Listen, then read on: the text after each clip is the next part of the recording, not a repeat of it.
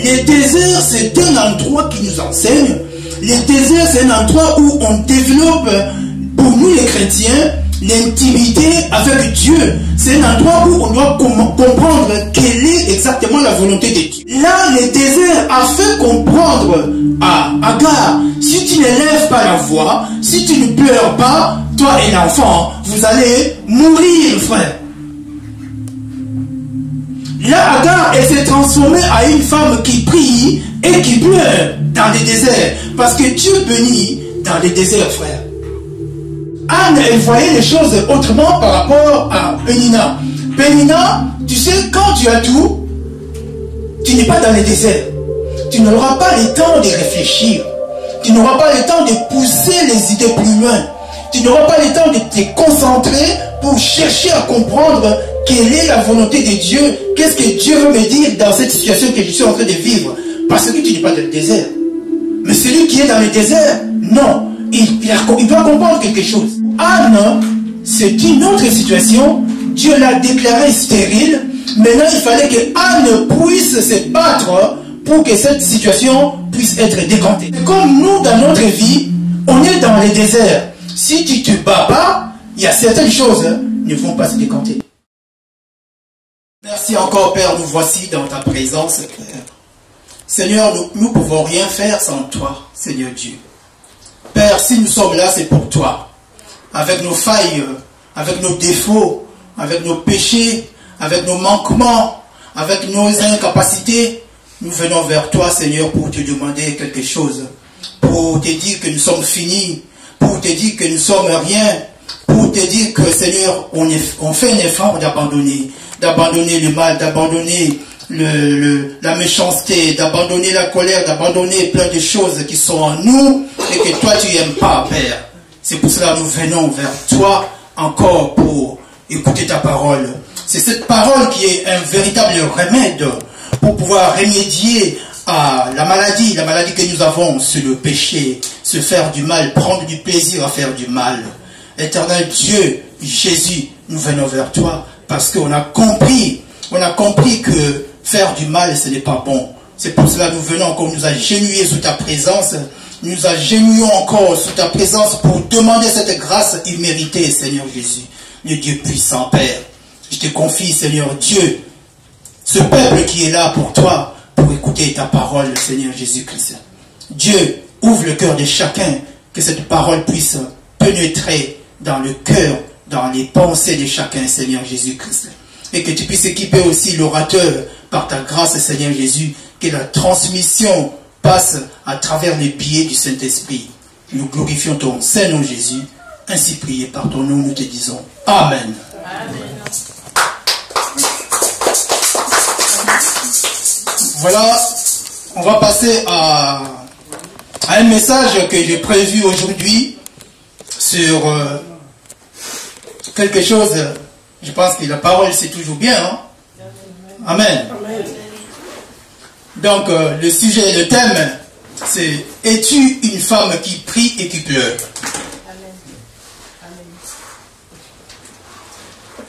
Es-tu une femme qui prie et qui pleure?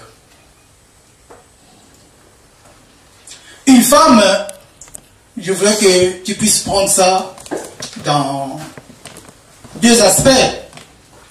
Je parle, il s'agit d'une histoire, on connaît tous l'histoire d'Anne, qui était une femme, mais un autre aspect aussi, la femme que je dis, c'est l'Église, qui est une femme, une épouse vis-à-vis à Dieu.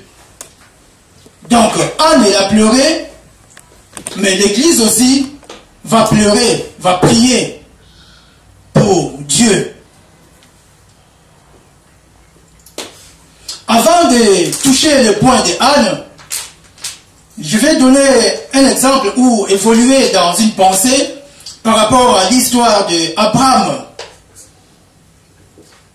Abraham, quand Dieu a parlé, Dieu a dit à Abraham que ta femme va avoir un enfant. Cet enfant, vous l'appellerez Isaac.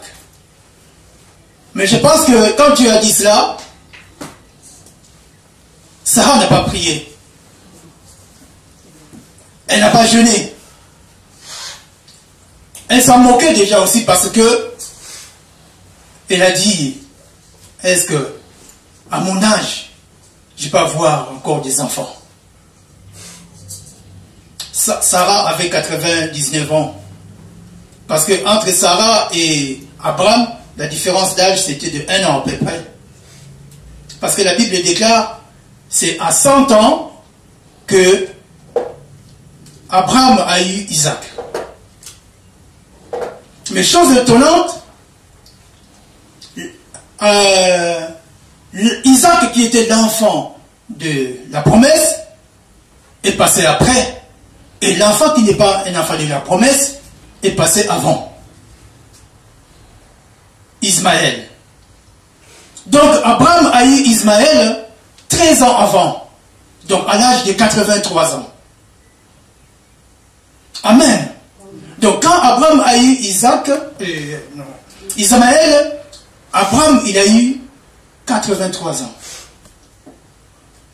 Mais la Bible déclare, Sarah a commencé à se moquer de... Agar a commencé à se moquer de Sarah. Cela n'a pas plu à Sarah. Et Sarah a dit à Abraham, expédie cette femme de cette maison avec son fils. Mais chose qui est bizarre, Abraham, ça n'a pas plu. Je vais lire la parole de Dieu.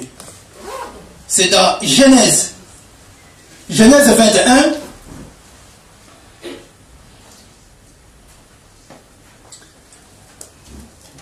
À partir de 8.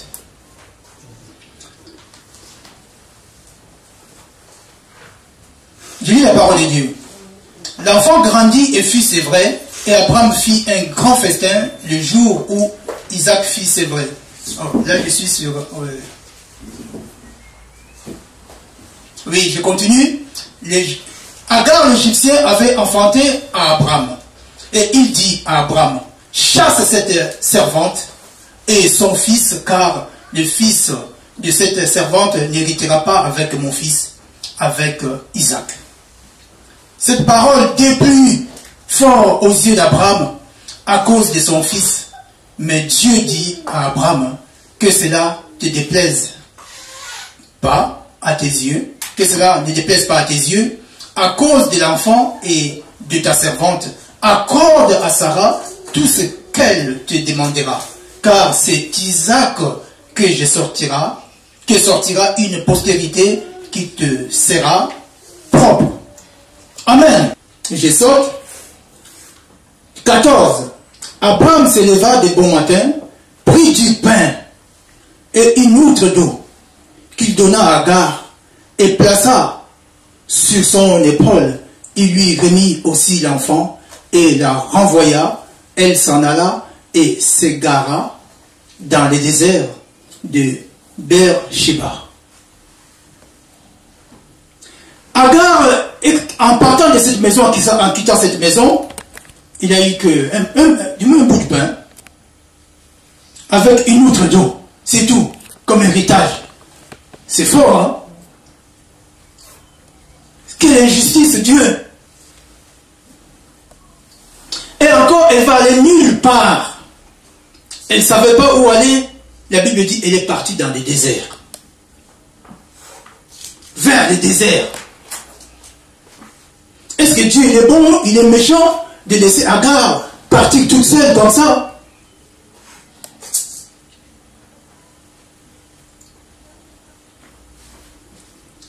Arrivé au désert, la Bible dit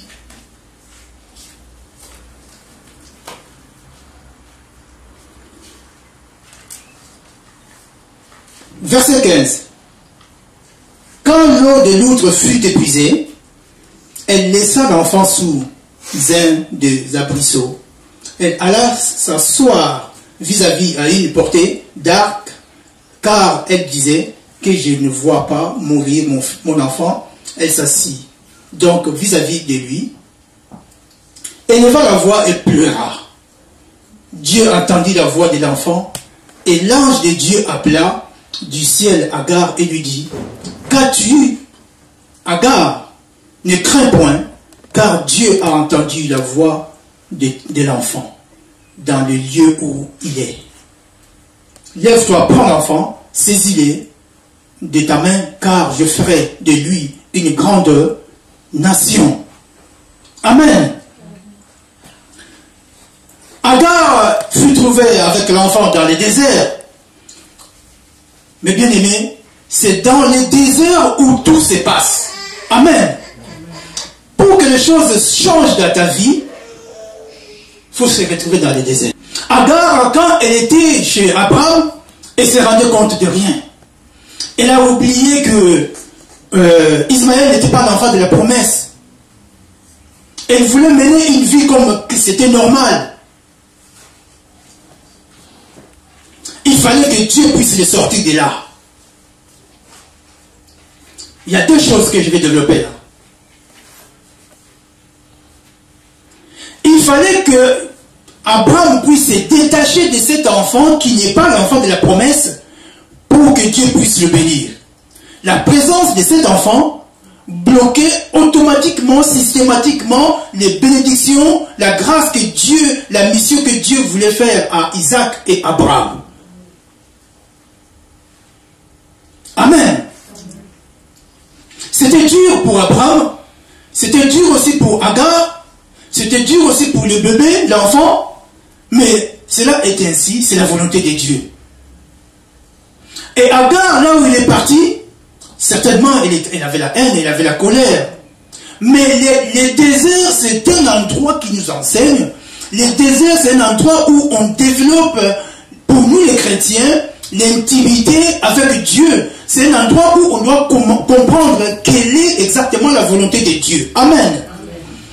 Agar, il a regardé, l'eau est finie, l'eau il n'y en a plus. Oh, l'eau c'est la parole de Dieu. Dans un sens aussi, du pain aussi c'est la parole de Dieu. C'était pas beaucoup, mais il suffit de manger cela. Cela a créé une ouverture, quelque chose, parce qu'après il y a eu la visitation de l'ange. Amen. Elle était dans le désert. Parce qu'elle arrivait dans le désert et il n'y avait rien, aucun endroit pour trouver l'eau, aucun endroit, même pas un restaurant à côté. Amen. La Bible dit, elle éleva la voix et pleura. Là, le désert a fait comprendre à Agar, si tu n'élèves pas la voix, si tu ne pleures pas, toi et l'enfant, vous allez mourir, frère. Là, Agar, elle s'est transformée en une femme qui prie et qui pleure dans les déserts. Parce que Dieu bénit dans les déserts, frère. Ce n'est pas quand tu danses le tcha-tcha-tcha que Dieu va te bénir. Non. Ce n'est pas quand tu bois que Dieu va te bénir. Non. Parce que là, ton esprit n'est pas connecté avec l'esprit de Dieu. Le corps est souillé. Mais dans le désert, ton esprit est connecté avec l'esprit de Dieu. Ta conscience est connectée avec l'esprit de Dieu. Tout ton être est connecté avec l'esprit de Dieu. C'est dans le désert, frère. Agar, elle a compris, si je pleure pas, si je lève pas la voix, l'enfant va mourir. Je vais rentrer un peu dans l'histoire de Anne.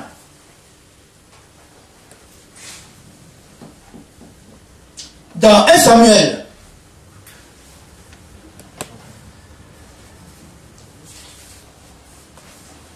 Samuel 25 nous dit quoi?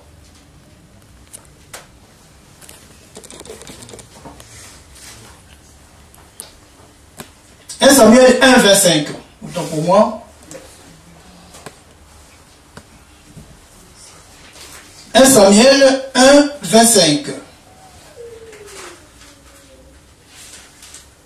La lecture elle est longue. Je vais prendre juste une pensée, la lecture est longue, de 1 jusqu'à 25. Alors, il s'agit de Anne, qui était la femme de Elkana. Elkana, qui avait deux femmes. Et Anne avait une rivale qui s'appelait Pénina, qui l'a mortifiée. Donc Anne était une femme qui était meurtrie, parce que tous les jours elle subissait de méchanceté de sa femme, de sa rivale. Alors il y a deux aspects là.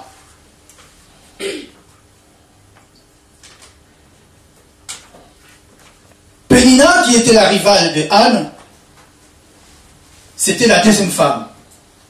Mais c'est elle qui avait des enfants. Et Anne, qui était la première femme, n'avait pas d'enfants. La Bible dit que Dieu a déclaré Anne stérile. Donc quand on est stérile, on est infertile. On ne va rien produire. J'aimerais que chacun puisse prendre cet aspect-là de stérilité comme tu as la recherche d'un objet précieux, comme un enfant, c'est quelque chose de précieux. Une maman qui cherche un enfant, pour elle plutôt, cet enfant, c'est un objet précieux pour cette femme-là qui cherche l'enfant. Et Anne aussi avait un gros souci, elle cherchait la chose précieuse qui est l'enfant, mais elle n'en avait pas. Alors Pénina, c'est un nom qui veut dire bijou, c'est un nom qui veut dire corail. Pénina.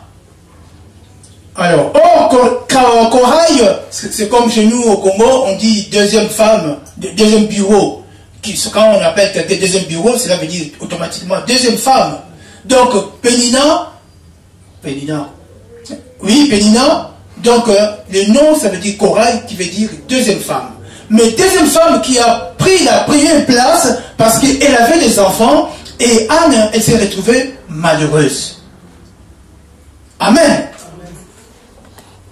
Mais Pénina ne savait pas que sa joie doit être une joie juste éphémère. Quelque chose qui ne dure pas. Mais Anne, elle a compris un jour. Parce que la Bible dit, ils allaient au temple une fois par an.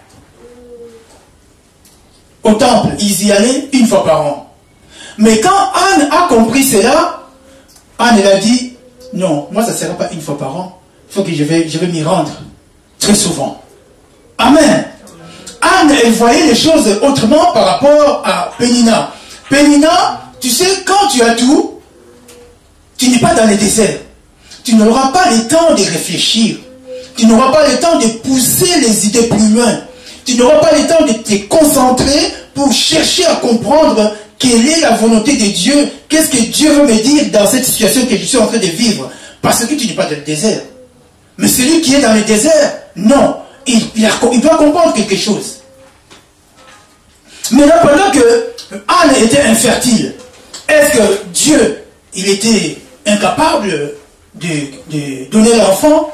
Est-ce que Dieu, il était injuste pour donner l'enfant à Anne? Non. Il y a deux aspects là. Sarah, pour avoir les enfants, elle n'a pas plié, elle n'a rien fait, parce que c'était la promesse de Dieu. Donc la promesse de Dieu, que tu pries, que tu le veuilles ou pas, ça va s'accomplir.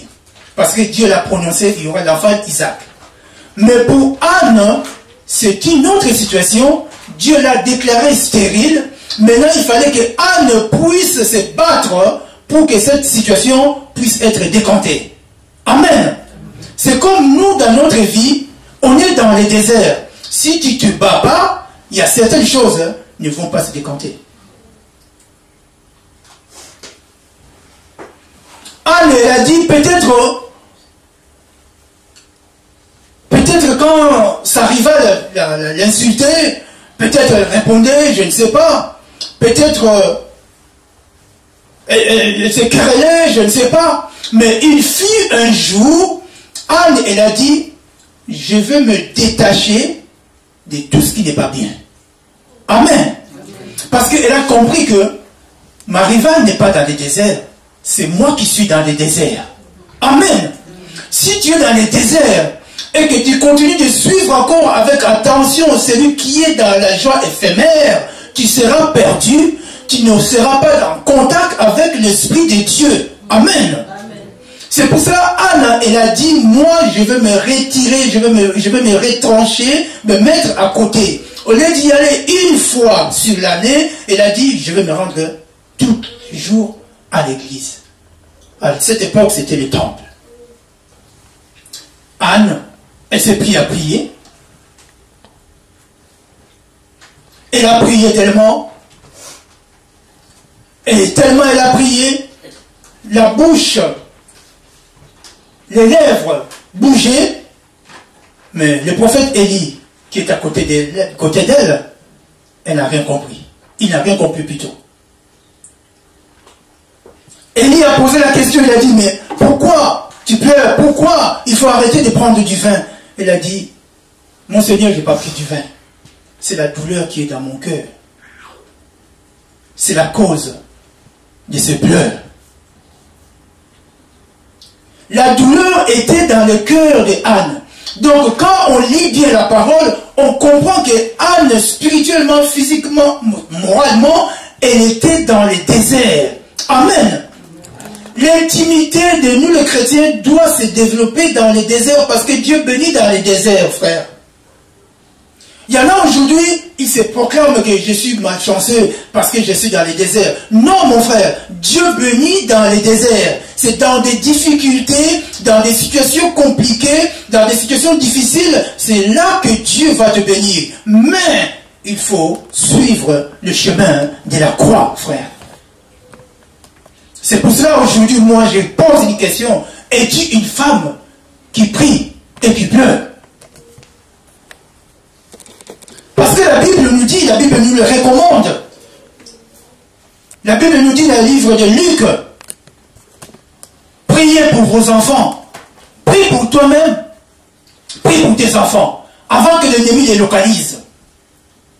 Amen. Je retourne sur Agar. Agar, dès qu'elle a prié pour son enfant, la Bible dit, l'ange de l'Éternel a apparu, elle a dit, j'ai entendu ton cri, j'ai entendu le cri de l'enfant. Est-ce que c'est l'enfant qui a prié? Non, c'est Agar qui a poussé un cri. Il a pleuré et il a poussé un cri. C'est comme nous aujourd'hui, il ne faut pas avoir honte de pouvoir prier et pleurer, frère. Amen. Ce n'est pas que tu vas pleurer parce que tu as peur, parce que tu as volé. Je ne parle pas de ces cas-là. Si tu as volé, ça c'est autre chose. Moi je dis, celui qui est dans les seigneurs, celui qui marche sur le chemin de la croix, celui qui vit l'esprit de l'évangile, celui qui est à porter sa croix et suivre les chemins de la croix aussi en même temps. Et je parle à celui-là. Transforme-toi à celui qui prie et qui pleure. Ce monde nous trompe. Si tu ne te soustrais pas de ce monde, tu ne verras pas la main de Dieu. Les choses éphémères, il y en a plein. La technologie se multiplie. Les bonnes choses se multiplient. Et tout cela pour nous ramener à une joie éphémère, une joie temporaire, une joie trompeuse. Ça ne correspond pas à nous qui sommes les enfants de Dieu. C'est pour cela, Dieu a dit à Abraham, écoute ce que ta femme te recommande, écoute et fais ce que Dieu, c'est Dieu qui le dit, fais ce que ta femme te demande, bien que c'était pas bon, c'était pas logique, humainement, mais c'était ça. Frère, si tu ne te sépares pas des choses qui vont bloquer ta bénédiction, tu ne seras jamais béni. Abraham a eu du mal pour comprendre cela, parce que c'est son sang. Mais Dieu, il y a des fois il fait des choses ni mauvais, ni bien, mais au milieu. Il y a des fois on ne comprend pas. Mais Dieu voit plus tard ce qui va venir. Amen. Parce que Dieu a promis à Abraham l'enfant de la promesse, d'où tu ne peux pas bousiller la promesse de Dieu.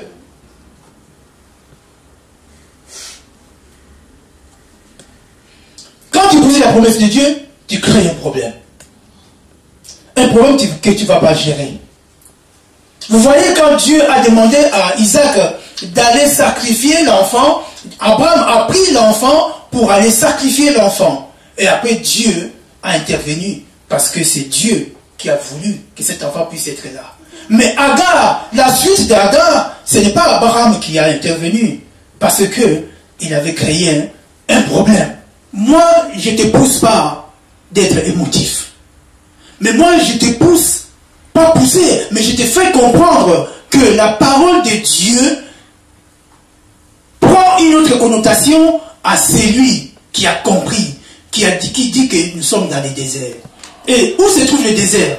Frère, ce monde, c'est un désert. Amen.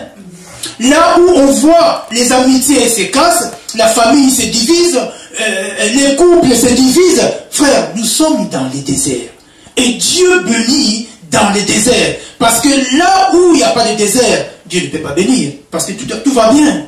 Celui qui est dans le plaisir, Dieu, qu'est-ce que Dieu va bénir? Celui qui est en train de finir une bouteille de whisky, Dieu ne va pas bénir. Mais Dieu bénit celui qui prie et qui pleure, frère. Parce que les larmes de quelqu'un qui est sincère, quelqu'un qui est dévoué pour le Seigneur, ça touche, ça va droit vers le cœur de Dieu. Est-ce que quelqu'un a compris? Ne pense pas que quand tes larmes sortent, quand tu es chez toi, Dieu restera indifférent. Si tu le fais, continue de le faire. Je te conseille de continuer de le faire. Comme Anne, elle l'a fait. Et Anne, elle est allée plus loin encore. L'enfant est né, le petit garçon Samuel. Et il a attendu l'âge de sévrage. Et quand l'enfant avait l'âge de sévrage, il a pris l'enfant, il a ramené l'enfant vers le prophète Élie. Et le prophète Élie a pris l'enfant, il a dit, voilà, je te ramène l'enfant que je t'avais promis. Et elle est restée encore main vide. Mais or, elle n'était pas main vide, elle ne peut pas rester main vide parce que par la suite, elle a eu encore 5 enfants, 3 garçons, 2 filles. Amen. Parce que c'était une femme qui prie et qui pleure. Mais aujourd'hui, on voit beaucoup de personnes, elle a élevé l'enfant. Je reviens dans l'aspect physique. Mais quand elle aura l'enfant, elle n'a plus le temps d'aller prier. J'ai pas le temps. À cause de l'enfant. Maintenant, l'enfant devient une occasion de chute à cause de l'enfant. Mais Anne, elle a compris, c'est une femme qui prie et qui pleure. Il a donné l'enfant Samuel chez le prophète Élie et Dieu lui a donné encore 5 autres enfants. Amen. Et maintenant, la joie éphémère qui était dans le cœur de sa rivale Pénina, cette joie s'est arrêtée, non? Je ne pense pas qu'elle a continué de l'insulter. Mais maintenant, c'est Anne qui a pris la relève de la joie. C'est elle qui était dans la joie en voyant Samuel qui était un grand prophète de la nation. Amen. Mais si tu regardes Anne, elle était dans les déserts. Amen. Elle était dans les déserts. Les déserts, c'est dur pour y vivre. Quand tu es dans les déserts, c'est vrai, c'est dur. Mais frère, moi je te conseille de tenir bon. Je sais que le désert, quand on est dans le désert, on est dans l'affliction. Mais que ton affliction puisse produire l'espérance. Comme la Bible nous dit dans le livre de Romains 5:3. Parce que quand on est dans l'affliction, que cela ne puisse pas t'abattre, mais que ça puisse produire de l'espérance. Parce que Anne, en priant et en pleurant, elle avait quelque part de l'espérance à Dieu. C'est pour ça qu'elle a fait un vœu. Amen. Combien qui ont fait un vœu pour Dieu et qui ne respectent pas? Il y en a des tonnes. Sous les émotions. Il y en a des tonnes et des tonnes.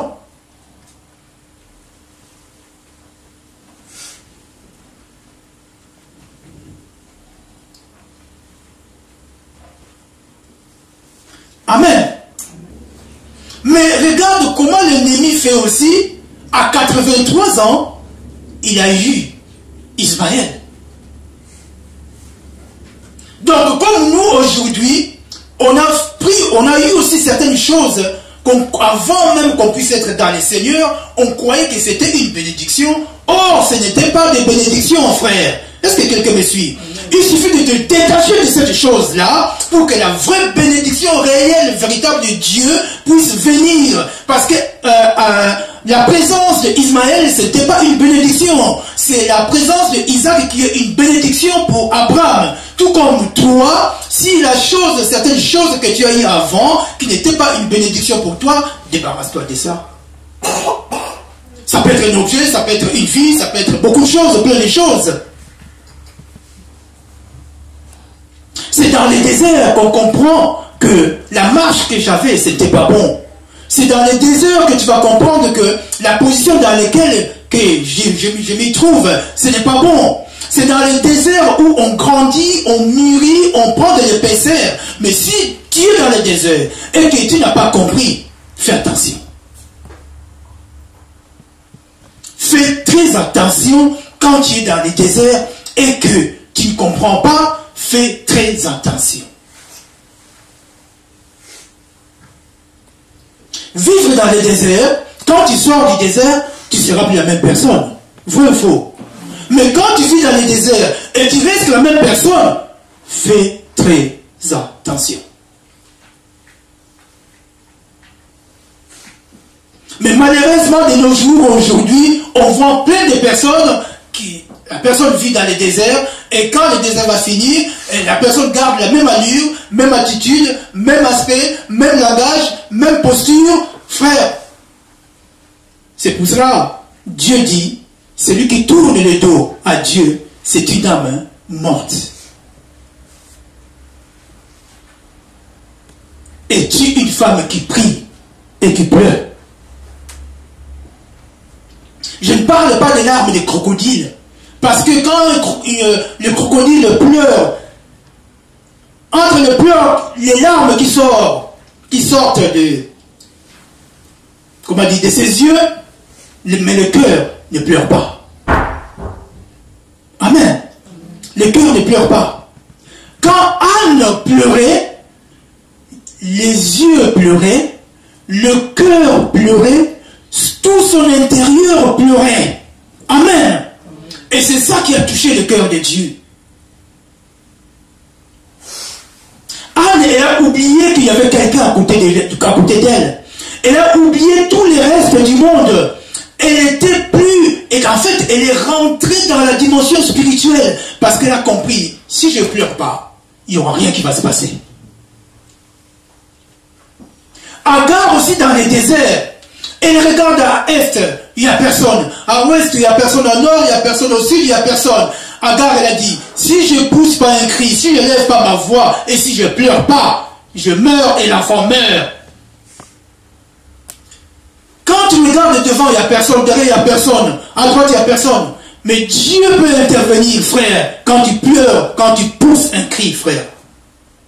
Amen. Dieu est capable de faire un miracle.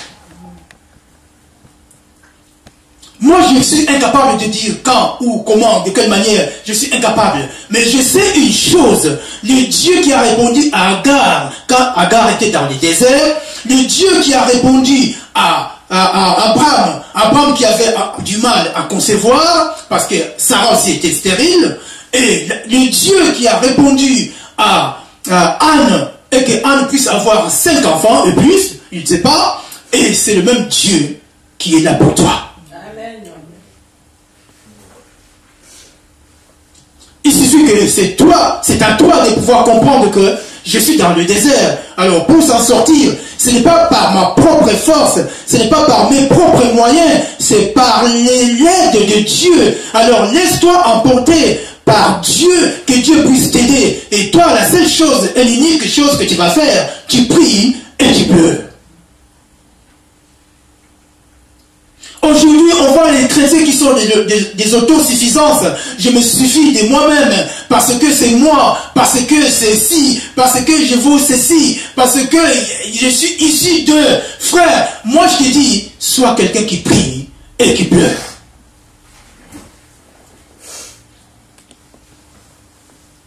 Il y en a qui mettent mettre en valeur plein de choses. Il met l'argent en valeur, il met la beauté en valeur, il met le matériel en valeur. Mais Anne, elle a pris le pleur, elle a pris la prière, elle a mis ça en valeur. Et cela a donné un fruit, l'enfant Samuel. Maintenant toi, quel est ton objet précieux que tu es en train de chercher? Amen. Quel est ton objet précieux qui te fait pleurer? Ou alors tu hésites de pleurer? Moi je te dis, si tu hésites de pleurer, n'hésite pas. Pleure pour Dieu et sois sincère. Parce que le pleur de Anne veut dire, Anne avait les deux pieds sur le chemin de la croix, frère. Amen. Celui qui prie et qui pleure a les deux pieds sur le chemin de la croix. Il vit la vie de l'évangile. Parce que Anne vivait la vie de l'évangile. Elle avait les deux pieds sur le chemin de la croix. Amen. Les larmes qui coulaient des yeux de Anne descendaient physiquement, mais spirituellement, ça montait au ciel. Parce que Anne avait les deux pieds sur l'évangile. Elle avait l'esprit de l'évangile. Parce que la Bible ne nous dit pas que Anne, un jour, elle a giflé sa rivale. La Bible ne nous dit pas. Mais la Bible nous déclare que c'est sa rivale qui l'a mortifié tout le temps. C'était un acte répétitif. Elle a souffert dans le cœur. Elle avait mal dans le cœur. Elle avait plus peut-être envie de vivre un jour. Mais elle a compris, faut que je puisse m'agenouiller, m'appuyer à Dieu. Parce que c'est lui seul, ma seule béquille.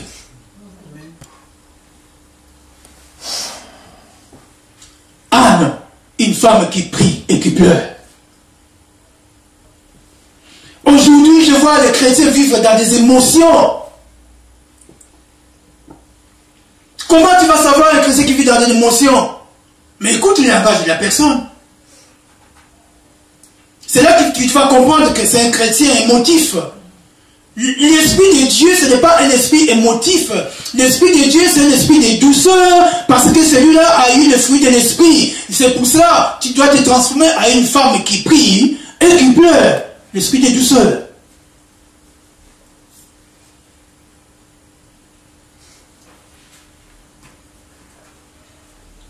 Ce n'est pas question de honte de prier et pleurer. Parce que Agar dans le désert, frère, on attend parler du désert, mais va vivre dans le désert, tu vas voir. Va vivre dans le désert, tu vas voir ce que ça signifie un désert. Mais je pense que Anne, j'imagine la scène, j'étais pas là, mais j'imagine la scène, quand l'ange a apparu pour nous parler, mais c'était une grande joie pour elle.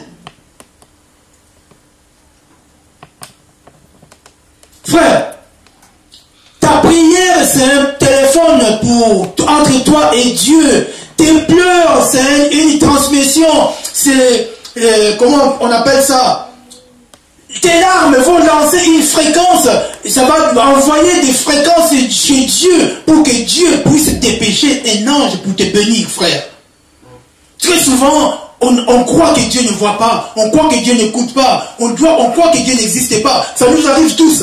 Il y a des fois on a des doutes, il y a des fois on dit que ah bon, ça va rien donner. Si, moi je te dis, ça va donner quelque chose, parce que Agar était dans le désert, ça a donné quelque chose. Elle est sortie juste avec du pain et une autre d'eau. Tu ne peux pas faire affaire avec ça dans le désert. Il suffit qu'il fasse 35 degrés, tu peux boire des litres. C'est là la Bible a dit que Agar a vu, elle a vu, oh là là, il n'y a plus rien, c'est fini. Alors je vais mettre mon enfant plus loin, comme ça quand il va mourir, je ne peux pas voir l'enfant mourir. C'est ce qu'elle a fait. Quand la négativité est là, on croit que c'est la fin. Quand la négativité est là, on croit que c'est fini. Quand la négativité est là, on croit qu'on ne va plus s'en sortir. Je vais rester comme ça éternellement. Moi je te dis non, prie et pleure. Amen. Amen. Pourquoi Dieu a écouté les pleurs de Anne et les cris de Anne et tes cris à toi, Dieu ne va pas l'écouter? Pourquoi? Donc Dieu devient injuste. Dieu n'est plus droit du cœur.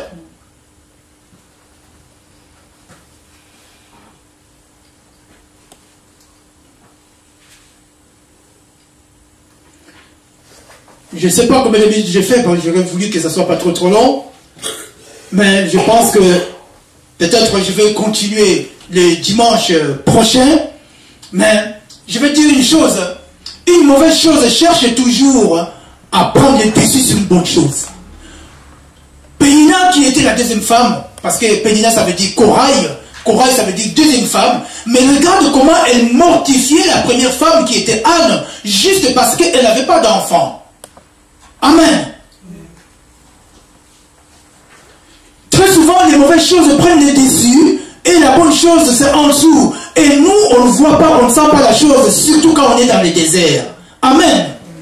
Les voisins croyaient que Pénina, c'était une bonne femme, non? Parce que celle-là, on ne donne pas de l'importance. Elle n'a pas d'enfant même. Qui c'est qui va te considérer? Mais Dieu considérait Anne. Amen. Dieu voyait autre chose en Anne. Parce que du ventre de Anne, des entrailles de Anne est sorti le prophète Samuel. Et c'est Samuel qui a prophétisé sur David. Amen. Tu es dans le désert.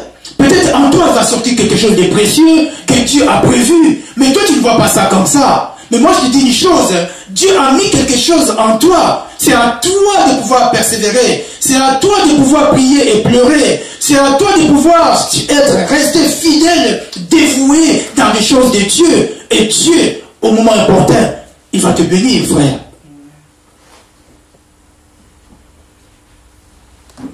Une femme qui prie et qui pleure. Pas une femme qui se prépare tous les samedis pour aller en fête, pour aller danser. Frère, là c'est une joie éphémère. C'est une joie trompeuse. Quelles tes difficultés qui sont dépassées, qui te dépassent, te transforment à un aspect spirituel. Je m'arrête là, que le Seigneur vous bénisse.